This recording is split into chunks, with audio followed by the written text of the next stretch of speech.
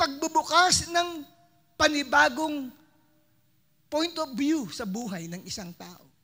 Pag merong umaaway sa iyo at nagagalit ka sa isang tao at nagtatanim ka ng sama ng loob, it's an eye-opener na hindi tao ang kalaban mo. Naintindihan niyo po ba ako? Hindi tao ang kalaban mo. Ano ang kalaban mo? Ang kalaban mo ay hindi nakikita ng iyong dalawang mata. Your enemy is an invisible evil power. Hindi nakikitang kapangyarihan ng mga masama o evil power na sinasabi, na nasa likuran ng hindi pagkakaunawaan, nasa likuran ng hindi pagkakaintindihan, nasa likuran ng pag-aaway, at nasa likuran ng tinatawag na friction o pagbabanggaan ninyong bawat isa. Nagbabanggaan ng inyong mga personality. Di ba? Yung isa, kapatid, ay kimi, yung isa ay madaldal, at pag nagsama, hindi magkasundo. Dahil gusto ng isa tahimik, yung isa gusto niya madaldal sila pareho. Ano mangyayari? Mag-iiwasan yan. Amen? Pag umiwas, sasama ng loob ng isa, iniiwasan niya ako. Paano daldalera ka? Tahimik yung tao eh. Hindi ba? Amen po ba mga kapatid? May friction na sinasabi. O strife. Ang strife sa Tagalog ay pag-aaway. Merong pag-aaway at animosity. Yung animosity, kapatid, hindi lamang ito physically nag-aaway, ito nagkakaroon ng hinanakitan at sama ng loob sa isa't isa. Pag-aaway na rin po yun. The more na merong kang sama ng loob sa isang tao, pag-aaway yun. Hindi man kayo nakita nag-iespadahan, nagpapanaan, naghahabulan ng itak, pero may tinatago kang hinanakit at sama ng loob sa puso mo. Kapatid, pag-aaway po yan. Ang tawag ay animosity. Akala lang natin it's normal, it's natural, na magkaroon ka ng misunderstanding sa mahal mo sa buhay, mayroon kayong misunderstanding ng boyfriend mo, ng asawa mo, ng kaibigan mo, ng kumari mo, ng kapitbahay mo, ng mga relatives mo, o ng iyong church leaders o church mates mo. Akala mo is normal. No. Meron na sa hindi mo nakikitang espiritu sa likod ng mga iyan ayon sa Ephesians chapter 6 verse 12.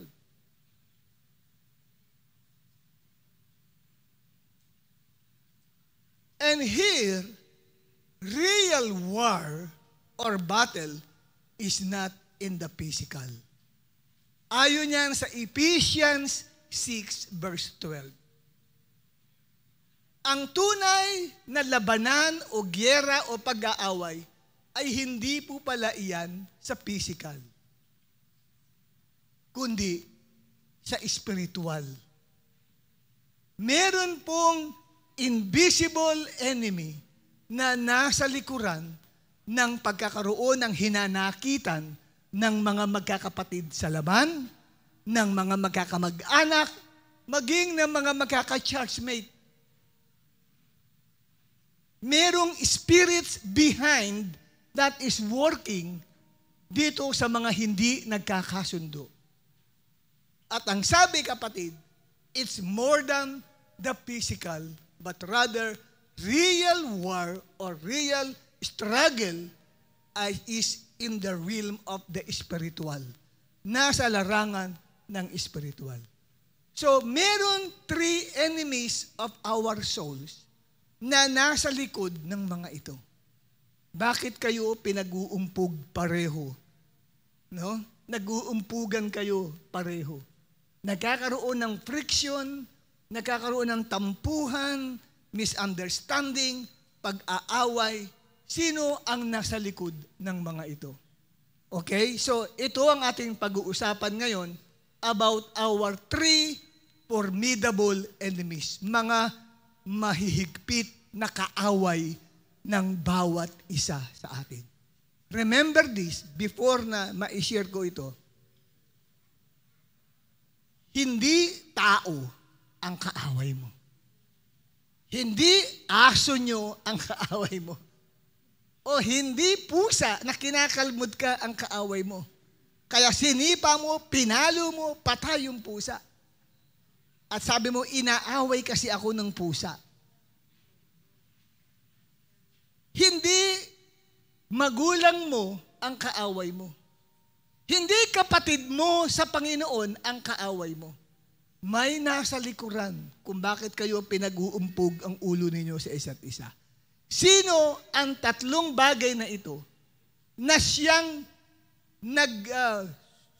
nag-aakay sa atin para tayo ay mag-away-away? Bansa laban sa bansa, meron din pong ganyan. Number 1 is Satan and evil spirits. Yan po, kapatid, ang madalas na nasa likuran ng pag-aaway-away ng mga tao. Sa Ephesians 6:12, ayan o, for our struggle. Ang salitang struggle ay hango sa salitang wrestling. Sa King James, no? For we wrestle not against.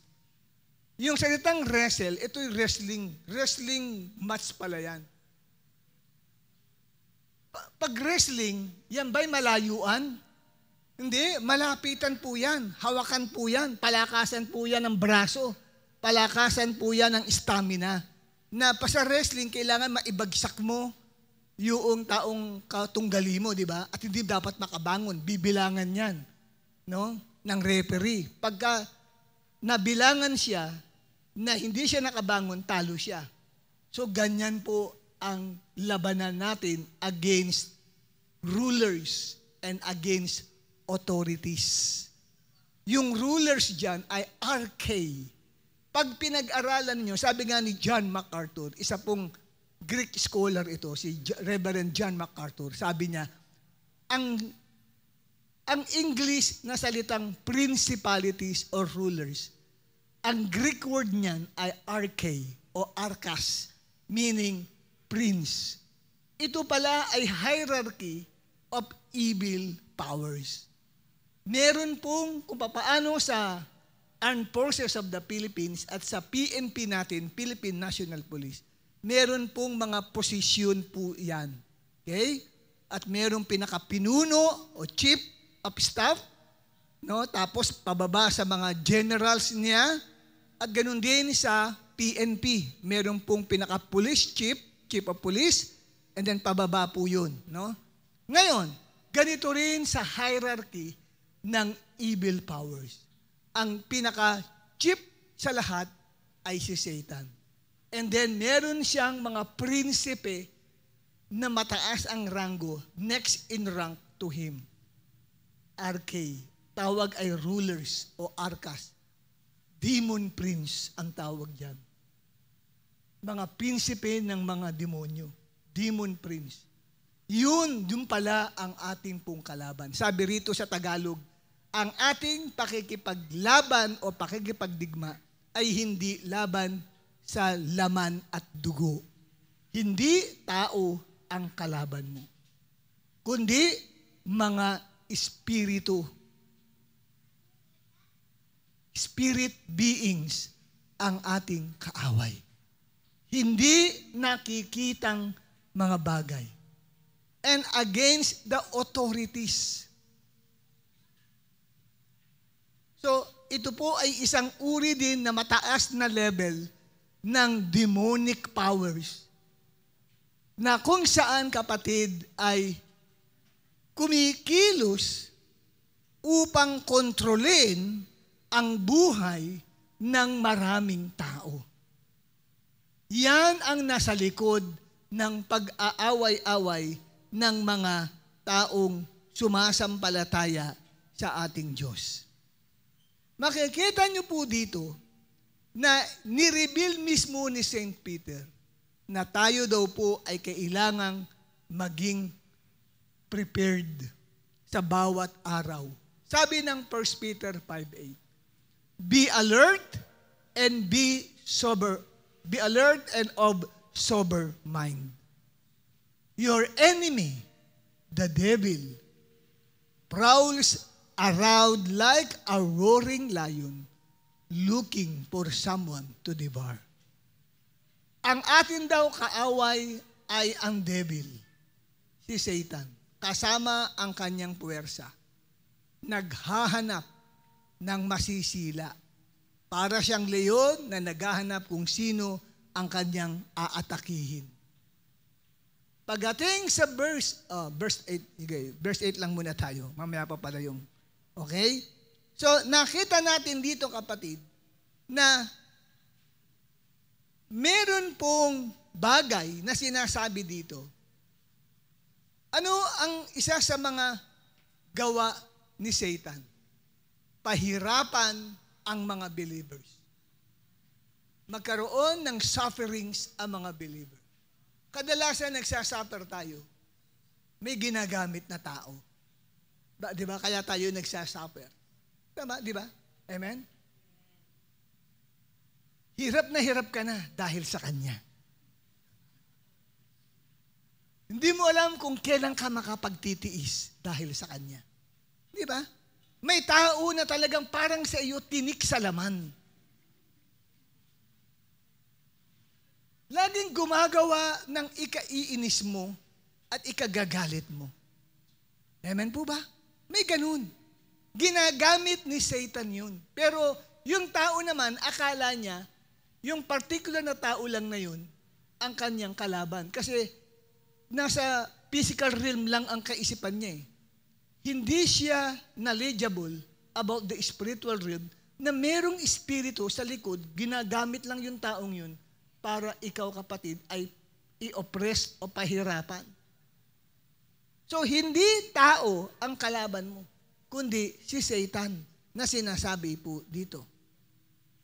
And another thing na gawa ni Satan is persecution. Bubulong siya sa mga loved ones mo, sa magulang mo, kung isang kabataan ka, o kaya sa mister mo, na hindi mo nakakasama sa gawain. Aawayin ka niyan. Bakit kamo? Para nga naman tamaring kang dumalo. Iisipin mo, naku, wala man nangyayari sa pagdalo ko sa Bible study. Lagi akong iniinis tong asawa kong ito, kaya nagkakasagutan kami. Di ba? Nababaliwala tuloy pagdalo ko. Di ba? May ganun. Kaya ngayon, pagka dating ng linggo, wala kang interest dumalo. Akin pa ako, itong ang, ito kasi sinisisi mo yung asawa mo. Ginagamit lang siya ni Satan to suppress you, para ma-down ka. O first time ka lang na umatin sa ganitong gawain, tuwan-tuwa ka, nalaman mo yung katotohanan sa Bible. Aba po ka mo, meron ka na-meet na isang tao at sinabi sa'yo, uy, dumadalo ka ng Bible study sa born again, wag mong paniniwalaan yung mga ganyan. Dapat, dito tayo dumilat, dyan din tayo pipikit. Maging sarado, kandado ka sa dati mong paniniwala. Narinig mo yun. Oo nga, no? Ay, hindi na ako dadalo doon. Kaya itong text sa'yo yung nag-invite, ikaw naman, sige, oo, sige, pero hindi ka na nagpapakita. Bakit ka nahadlangan? Inatake ka ni Satan. Sinong ginamit? Hindi siya lumitaw sa'yo na may ungay, may pangil, may buntot. Tatakbo ka eh. Hindi ka maniniwala. Nag-appear sa sa'yo sa pamagitan ng iyong kakilala, ng iyong magulang, ng kapatid mo, o ng sino man na relatives mo o kakilala mo na nagsabi sa iyo, naku, wag kang basta maniniwala sa mga ganyan. Ikaw ngayon, tinanggap mo ngayon yun, not knowing it was an attack of the evil one. Nasa likod, di mo kasi nakikita ang kalaban mo eh. Ang tingin mo lang, ang kausap mo lang ay tao. Hindi mo alam, binubulungan ni Satanas yun para ikaw, kapatid, ang linlangin. At dahil doon, natulad ka sa isang uri ng lupa na nahulugan ng binhi sa pilapil o sa tabi ng daan. May lumabas na naghasik sa parabol ng Panginoong Yesus.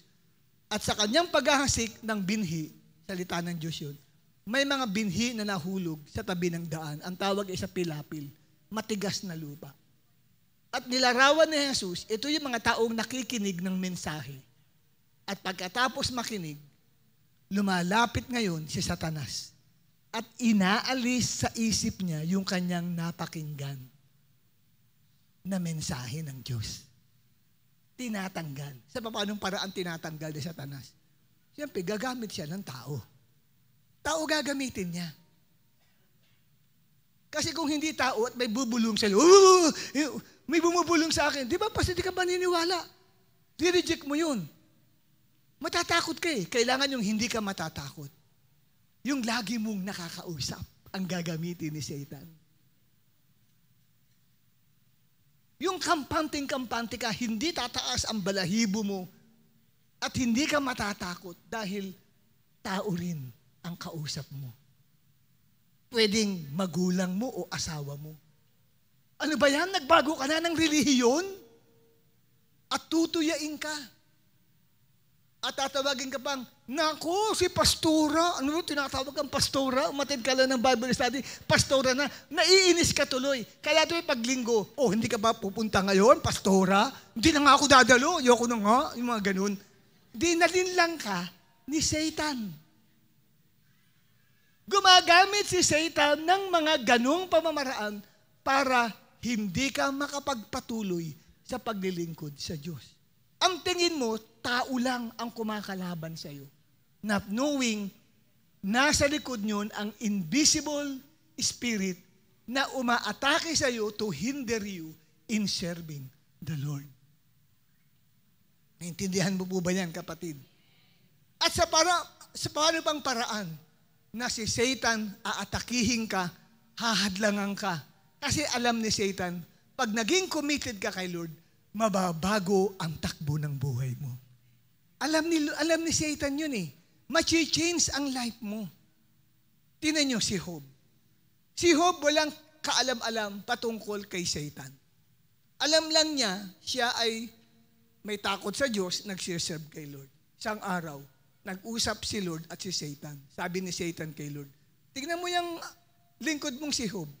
Kaya naman committed sa iyo yan kasi hindi dumadaan yan sa mga problema at pagsubok. Subukan mong bigyan ng mahigpit na pagsubok yan. Pag hindi na mag-serve sa iyo yan. Anong sabi ni Lord? Hindi. Tapat sa akin yan. At inalaw ni Lord si Satan na magpadala ng mga sakuna at aksidente. Anong sakuna na nangyari? Anong aksidente ang naganap? Yung ari-arian niya nasunog. Kumulog ba naman? Bigla po kamong nagkaroon ng kidlat at tinamaan lahat ang pananim niya. Sunog. Di siyempre nalugi yung tao.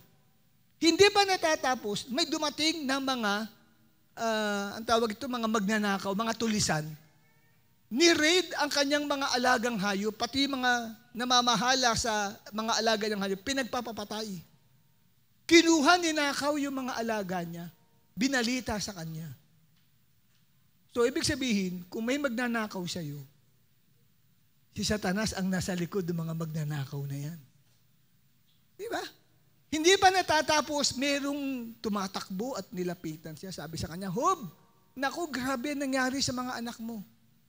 Di ba birthday ng panganay mong anak? Nandun lahat ng mga anak mo, nagsasayahan sila. Merong buhawi na dumating at hinampas yung bahay na pinagtitipunan nila. Bumagsak ang bahay, patay lahat ang anak mo. Aksidente. Sino may kagagawan? Si Satanas.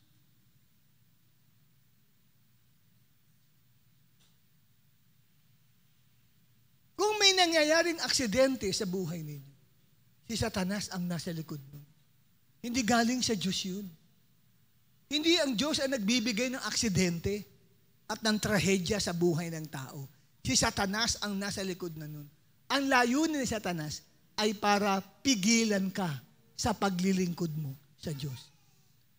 Manatili pa rin tapat si Job sa Panginoon eh. Kaya sabi ni Satanas, nag-usap sila ni Lord. Sabi ni Satanas, kaya naman nagpapatuloy pa rin maglingkod yan. Subukan mong bigyan ng karamdaman yan. Itatakwil ka niyan. Ano nangyari? Isang araw, nagising na lang si Job. Nagkaroon siya ng galis sa katawan. Yung galis, lumala. Hanggang sa naging cancerous ang sakit niya sa balat. Mula ulo hanggang talampakan, punong-puno ng bukol. At namayat siya. So, cancer ang binigay ni Satan. Tandaan nyo, kung kayo may cancer, kayo magkapasalamat sa Diyos, binigyan ka ng cancer. Hindi galing sa Diyos ang karamdaman. Galing kay Satan lahat yan.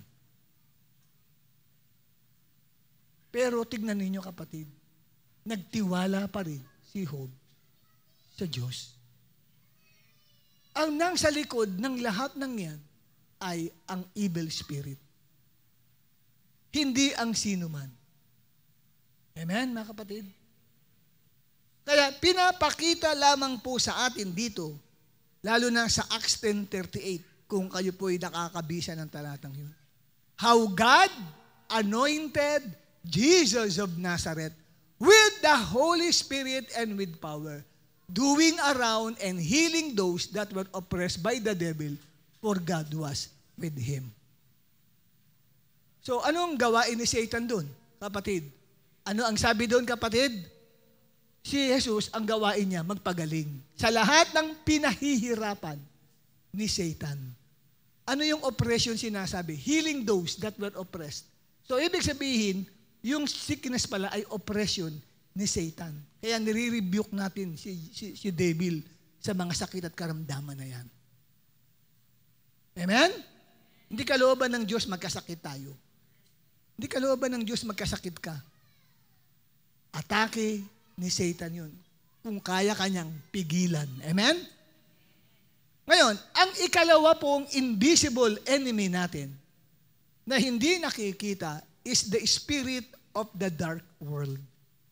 Meron pong nasa likuran na espiritu sa madilim na mundong ito.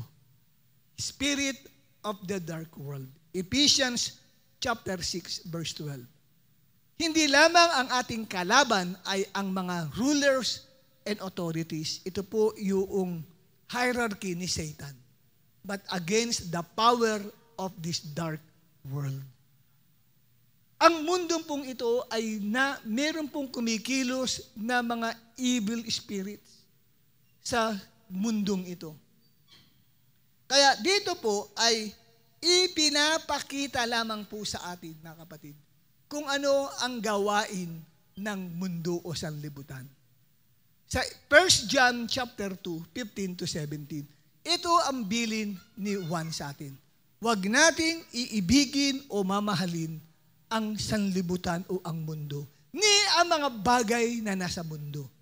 Ano yung mga bagay na hindi natin dapat mahalin? Sabi rito, for everything in the world, the lust of the flesh, the lust of the eyes, and the pride of life, na comes not from the Father, but from the world. And the world and its desires pass away, but whoever does the will of God lives forever. Yung world na binabanggit dyan ay hindi po tumutukoy sa planetang ito, planet Earth, o sa sanlibutan. Ito yung daigdig. Hindi po yan ang ibig sabihin ng world dyan. Hindi po yan tumutukoy din sa tao, yung world na sinasabi. Ito ay tumutukoy sa ungodly or demonic values na ipapakita, next slide natin, na ipapakita siya sa ating lipunan, na nakikita sa ating lipunan. Yun po ang ibig sabihin ng dark world.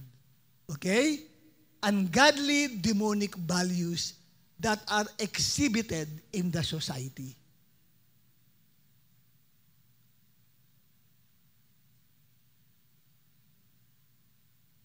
Makikita ho natin ang pagpapaliwanag po dyan.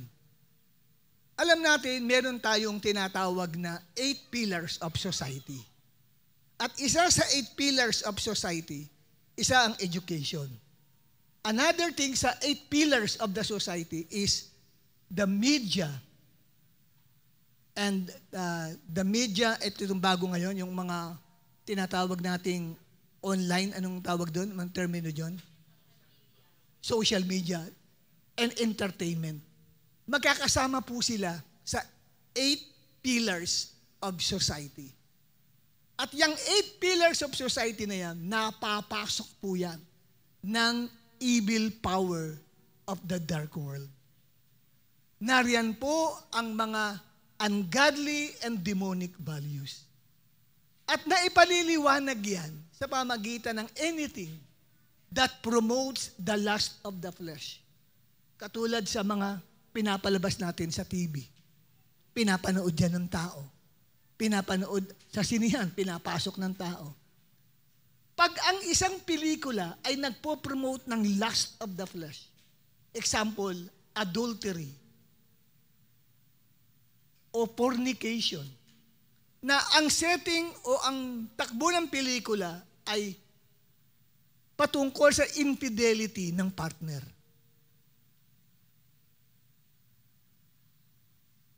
Nagpo-promote siya ng lust of the flesh. Akala lang, yun yung plot ng istorya. Pero nasa likod nun ay may demonic spirit. The spirit of the world.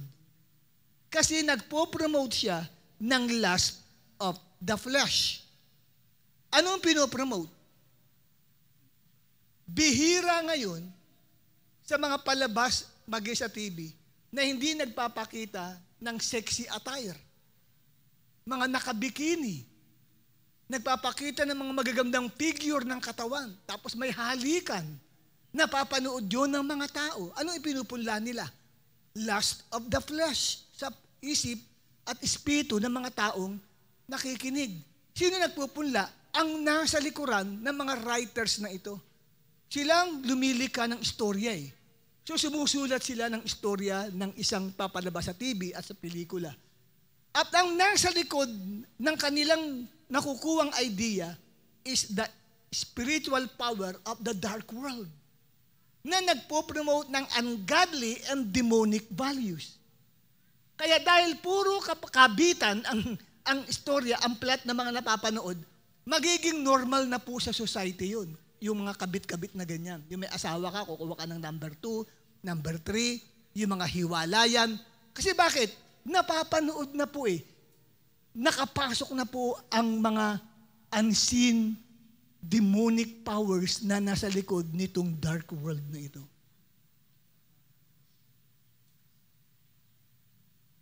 Gustong i-standard na yung ganong pamumuhay. Di ba? Minsan nakarinig nga ako ng isang taong nagko-comment na mas maganda pa nga daw yung Korean na pelikula na wala daw halikan, ganyan, kesa raw doon sa mga marami nagpapalabas. Pero sa Korean naman, may sabi naman ng isa, ay hindi. Kita mo naman, babae ang nanliligaw. Sa mga Korean telenovela, babae ang nag-i-express ng pagmamahal sa lalaki. Hindi niyo ba alam yun? Para kayong nasasyak.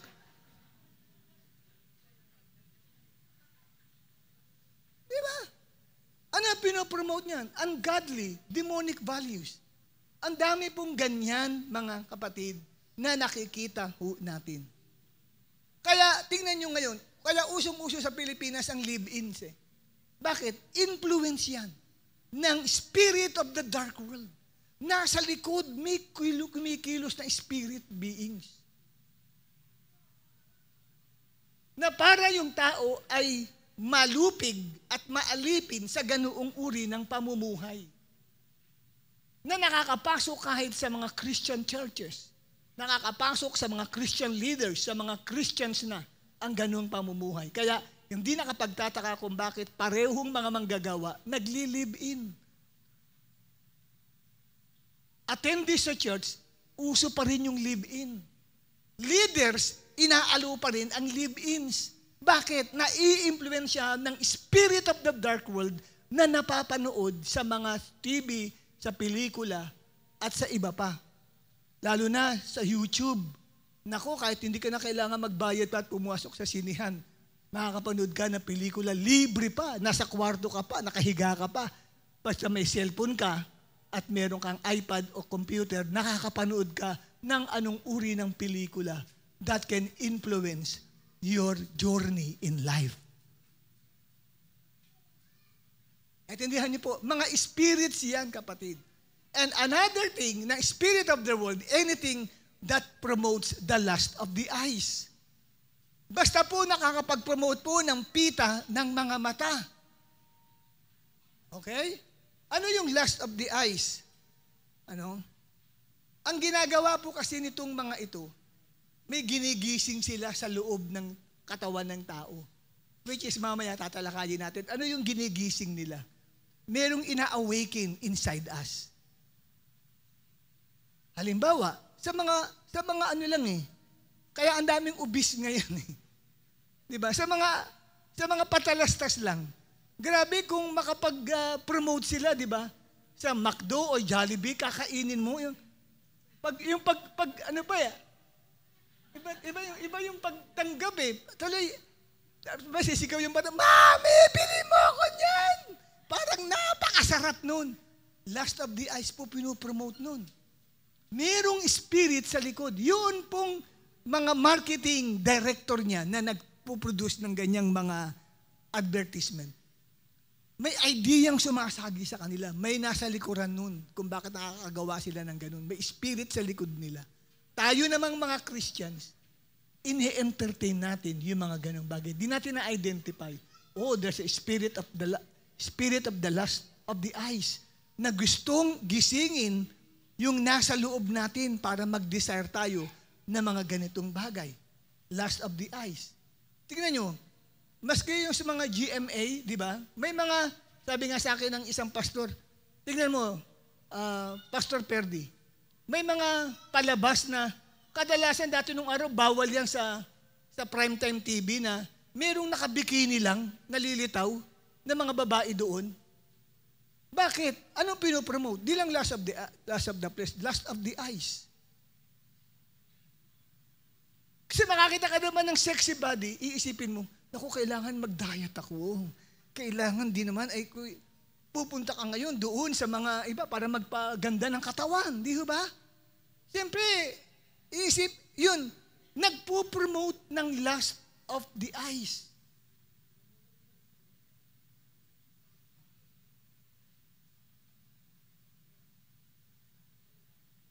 Kaya yung mga pagpo-promote ng sugal, ng loto, yan kapatid eh. Lust of the eyes po yan. Ungodly and demonic values na pinopromote. Yan ang mga enemies ho natin na nasa likod. Akala lang natin, it's normal lang na nakikita mo. Pero may demonic spirit na nasa likuran ng lahat ng yan. And another thing is anything that promotes the pride of life. May mga palabas na nakakapag-promote po ito ng tinatawag natin na pride of life. Ano itong anything that promotes the pride of life? Meron po kasing bagay, kapatid, na kung saan ay gusto ng tao na sumikat. Gusto ng tao na makilala siya. That's pride of life eh. So, ano ngayon? Pagdating sa social media, magpo-promote yan that he is or she is successful. Magkikreate yan, nasa likuran. Kaya hindi lahat ng pwede mong i-promote ay susunod ka doon sa dikta sa'yo na i-post mo ito, i-post mo ito. Di ba? Hindi masama mag-post, kapatid, pero kailangan malaman mo ano yung motive mo, bakit ka nagpo-post ng isang bagay. Nag-post ka, kapatid, di ba? Valedictorian. Para ipaalam sa lahat na valedictorian ka. Tama dapat ang motive mo. Pag mali ang motibo mo sa pagpo-post sa social media, may spirit behind na kumikilos sa'yo. You are promoting the pride of life.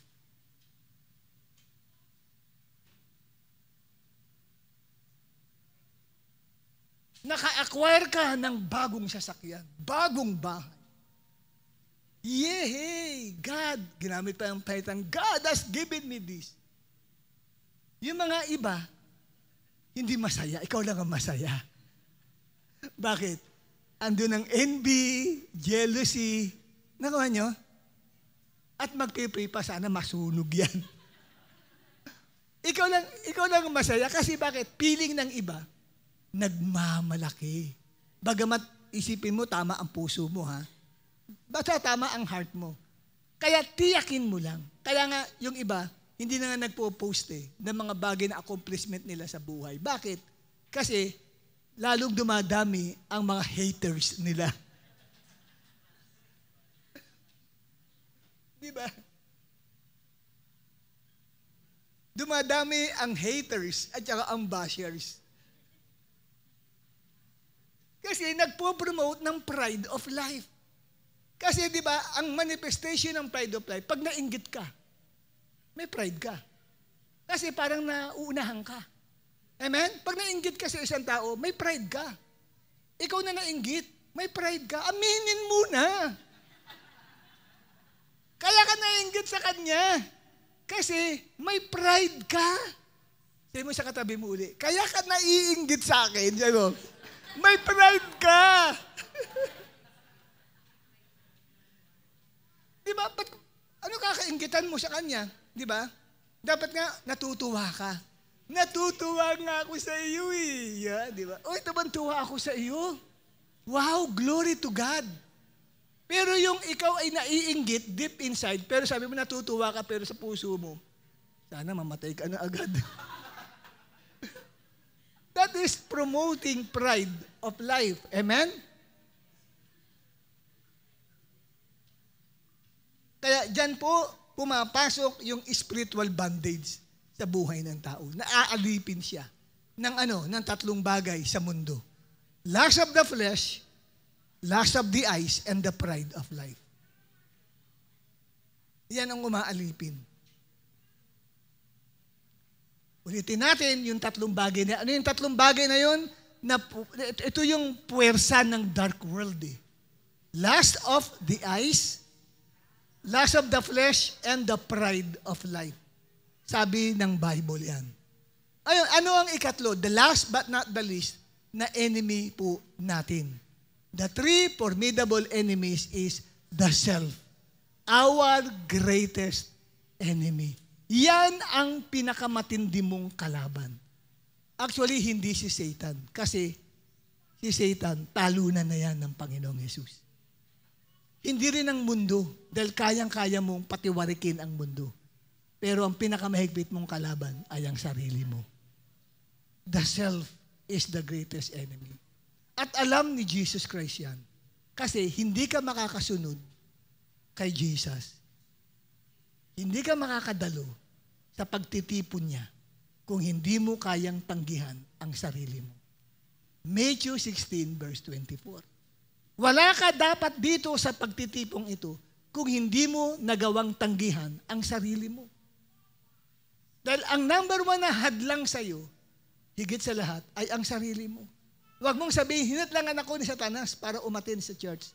Hindi. Kayang-kaya mo yan si Satan.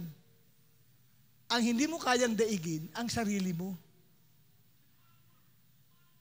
Tingnan natin ang Matthew 16:24. Pakibasa nga ng lahat. 1, 2, 3.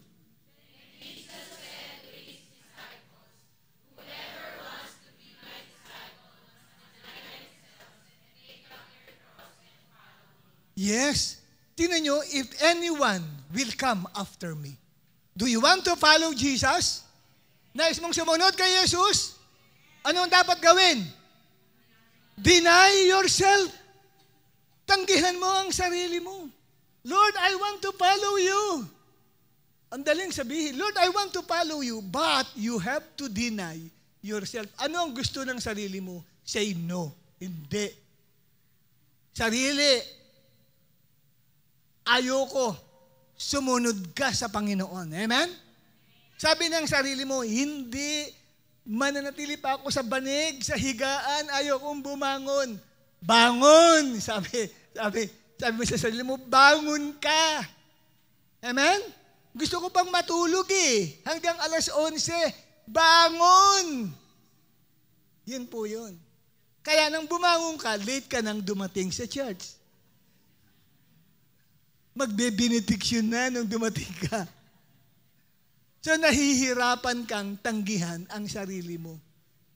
Ang tanong, bakit ang self ang ating greatest enemy. Why? Why yourself is your greatest enemy? Ayan ang tanong. Number 1 is because we have this sinful desire in our physical body. Merong sinful nature na nandyan. Meron tayong kalikasan na ang gusto ay yumakap sa kasalanan. Ayaw sumunod sa Diyos. Nariyan nakatira dyan sa loob natin. Yan ang kalaban ng kaluluwa natin. Anong sabi ng 1 Peter 2:11? Basahin ng lahat ng kapatiran. Tumayo tayong lahat, basahin natin ito. Pampagising lang natin to. Okay? Sabi mo sa katabi mo, gising tayo, gising. Okay, basahin natin, sabay-sabay. 1, 2, 3.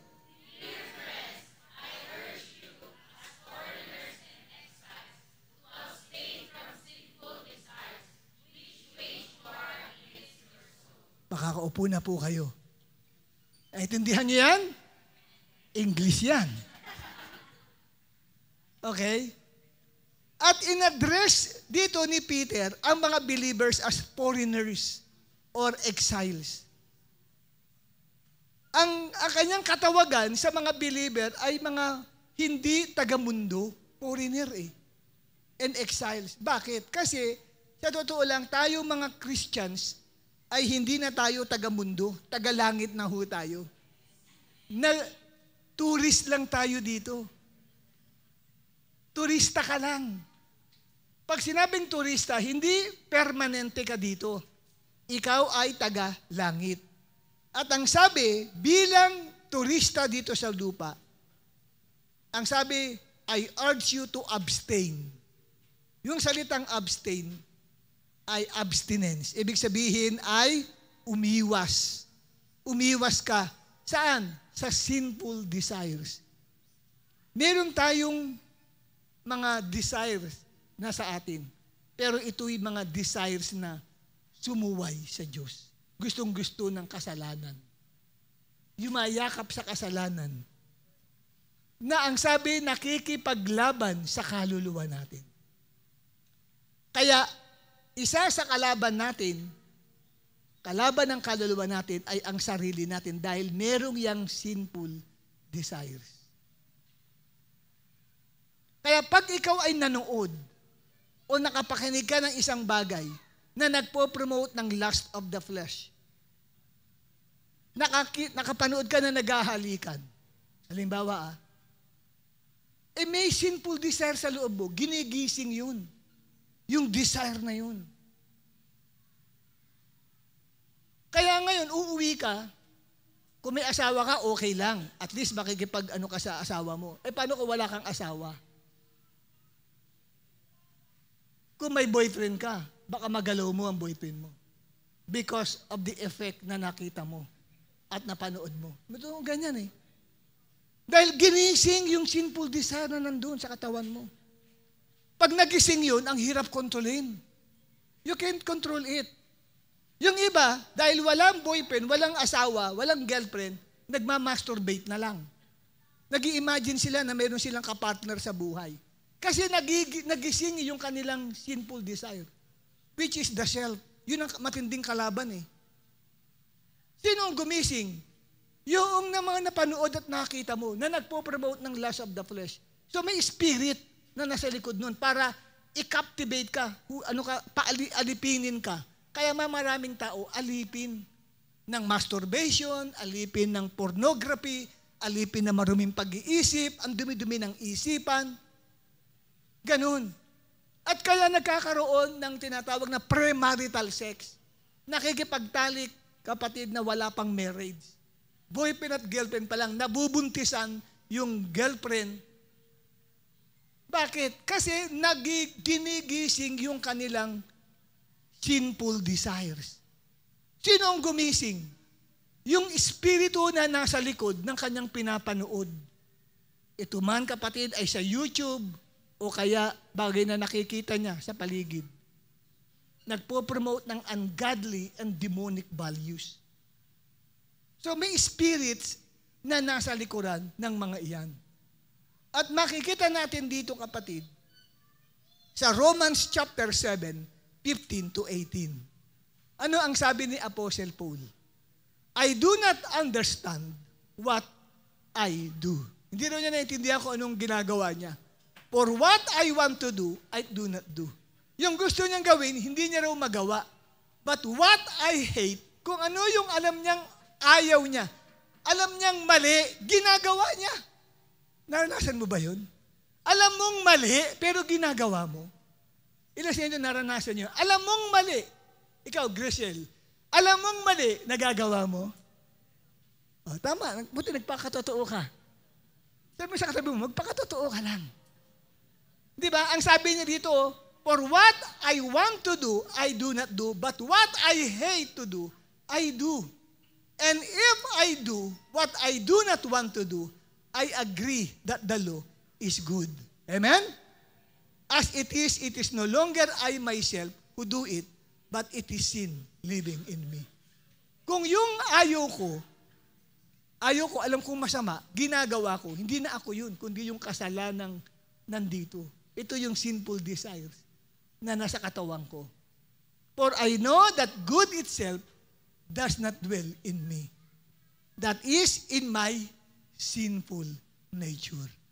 For I have the desire to do what is good, but I cannot carry it out. Gusto kong mag-serve kay Lord. Gusto kong magbasa ng Bible, pero hindi ko magawa. Gusto kong umattend ng church, pero hindi ko magawa. Gusto ko magpakabanal, pero hindi ko magawa. Why?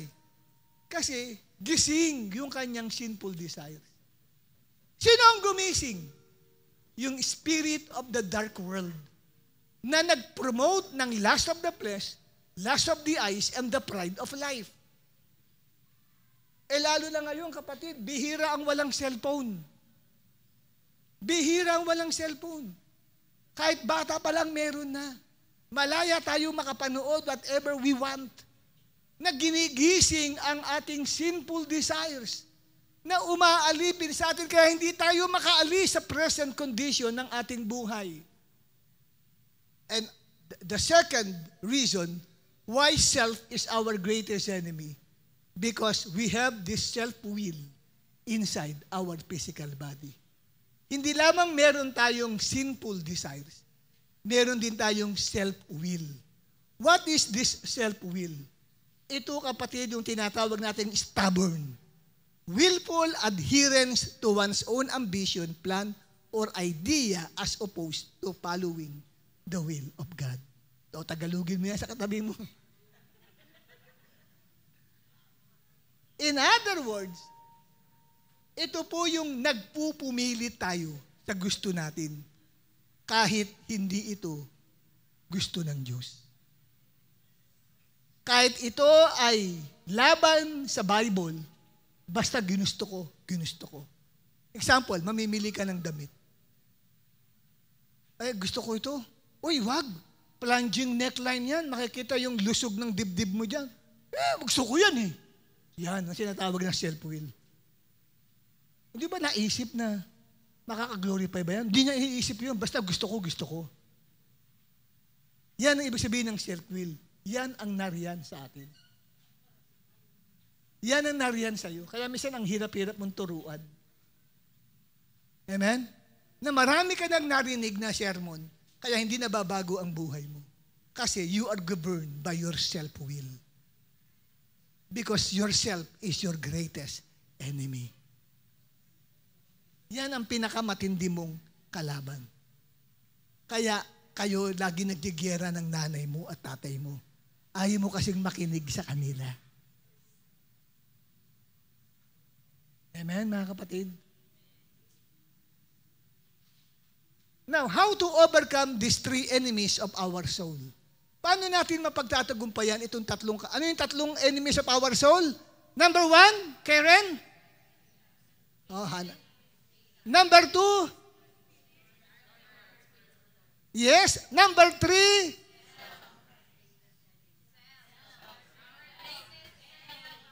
Ano number 3, Tintin? Self. The great of my greatest enemy. What is your greatest enemy? Self. Bakit? Bakit yun ang greatest enemy mo? Brother, number 1. Because in me lives a sinful desire. Number 2,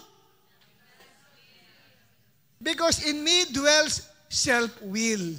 Inaamin mo, matigas talaga ulo ko eh. Amen? Yan po kapatid, bakit ang self, ang siyang, kaya alam na ninyo mga leaders, bakit ang tigas ng ulo ng miyembro mo? Umiiral ang self-will sa kanya. Ang tindi.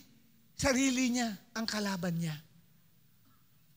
Paano po ako mapagtatagumpayan ko lahat ng yan? Number 1, faith in the Lord Jesus Christ. Yung pananampalataya mo, napaka-importante para mapagtagumpayan mo, maka-breakthrough ka, makahulagpos ka sa pagkakaalipin sa buhay mo. Magkaranas ka ng bagong karanasan sa buhay. Kailangan mo ng pananampalataya sa Panginoong Yesus. 1 Peter chapter 5 verse 8 to 9. Pakibasa ni anong pangalan nito? Ni Maria Angela Padaw. Sige. Sister Maria Angela Padaw. Bago buhok mo sis ha. Be alert and sober mind. Your enemy, the devil, prowls around like a roaring lion looking for someone to devour. Next slide.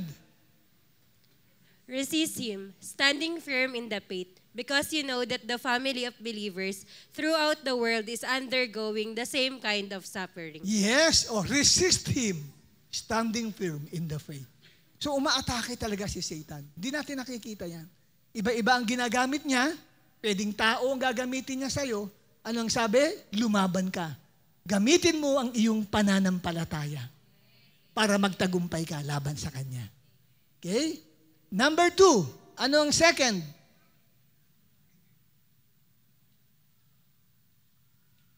May 1 John 5:4-5 pa pala. Okay, isa naman kapatid ang magbasa. Hilingan natin si Graciel.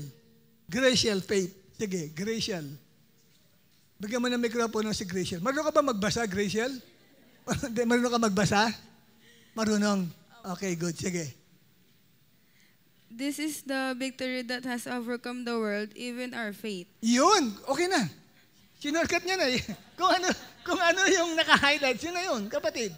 Nagulat, na-shock siya. That's it. Ang sabi, ito ang pagtatagumpay natin na tumatalo sa mundo. Ito yung mundong kalaban natin. Lust of the flesh, lust of the eyes, and the pride of life. Even our faith. Yung faith mo, ang panangga mo, ang panlaban mo sa espiritu ng mundo. Yung faith mo kay Lord, ilalaban mo yan. Praise God. Sabi sa katabi mo, yung faith mo, ang ilalaban mo. Number 2, how to overcome these 3 enemies of our soul. Pakibasa nga, anong pangalan ni sister? Kayo po, anong pangalan niyo po, ma'am? Si Elaine, Sister Elaine. Ayan. Sige, number 2, ma'am Elaine. Dedicate your life as a holy to the Lord. Yes, pakibasa. Therefore, I urge you, brother and sister, in view of God's mercy, to offer your bodies as a living sacrifice, holy and pleasing to God. This is your true and proper worship. Do not conform for the pattern of this world, but the transformed by the renewing of your mind. Then you will able to test and approve that God's will is His good, pleasing, and perfect will. Yes, thank you, sister. Amen. Paano raw tayo hindi sasang-ayon sa takbo ng mundo? Di ba sa verse 2, do not conform to this world. So, wag kang aayon sa takbo ng mundo o sa uso ng mundo. Wag mong gagawin ang lust of the flesh, lust of the eyes. Mag-ingat ka sa panonood mo. Pag nakita mo nang may nagpo-promote na ng 3 bagay, tayo na, iwas na. Amen? Maski sa advertisement, nakita mong hindi na tama, oops, punta ka na sa kitchen, kumain ka na doon. Kasi bakit? Pag sinabi, uy, ba't tatayo ka? Naramdaman ko, iba na ang pinopromote. Lust of the flesh, lust of the eyes, and the pride of life. May spirit na sa likod. Kaya dapat matalino tayo. Amen?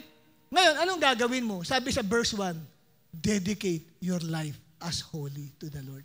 Yung salitang holy, hindi ibig sabihin wala kang kasalanan o banal. Pag sinabing holy, siniseparate, hinihiwalay mo ang sarili mo. You are special to God.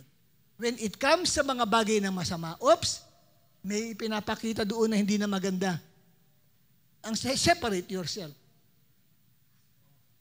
Narinig mo naman kung ano na yung palabas Kung hindi na maganda, di ba? Pero pipiliin mo lang yung maganda mong panonoorin na hindi nagpo-promote ng lust of the flesh, lust of the eyes, and the pride of life. Kaya 3 bagay itatanong mo Ito bang panonoorin kung ito ay nagpo-promote ng lust of the flesh? Ito bang panonoorin ko at pakikinggan na ito ay nagpo-promote ng lust of the eyes and the pride of life sa akin? Gigisingin kaya nito yung sinful desire ko? Kung gigisingin din niya, wag na. Kaya wag kang magkiklik ng anumang bagay na panonoorin mo that will awaken your sinful desires. Kasi may mga espiritu sa likod po niyan Di ba? Hindi masama manood. Kaya lang, tatanungin mo muna ang sarili mo, is these things can awaken the sinful desires in me? Dudumi ba isip ko dito? Magkaka-pride ba ako dito? Maghahangad ba ako dito? Yun po lang. At number 3, pakibasa naman ni Lovely Castro. Tingnan natin si Love. Number 3, Love. Number 3, cultivate the fear of the Lord in your heart. Pakibasa ang 2 Corinthians. 2 Corinthians chapter 7 verse 1. Therefore, since we have these promises, dear friends, let us purify ourselves from everything that contaminates body and spirit, perfecting holiness out of reverence for God. Yes, magkaroon tayo ng banal na pagkatakot sa Diyos. Yan, importante po yan. Kung wala ka niyan, wala, hindi ka makakaiwas. Aalipinin ka ng mga espiritu sa likod ng lahat ng bagay na yan. Tandaan niyo po, may spirits na kumikilos sa mundo. Number 4 is what? Basahin natin sabay-sabay. James 4:7. 1, 2, 3.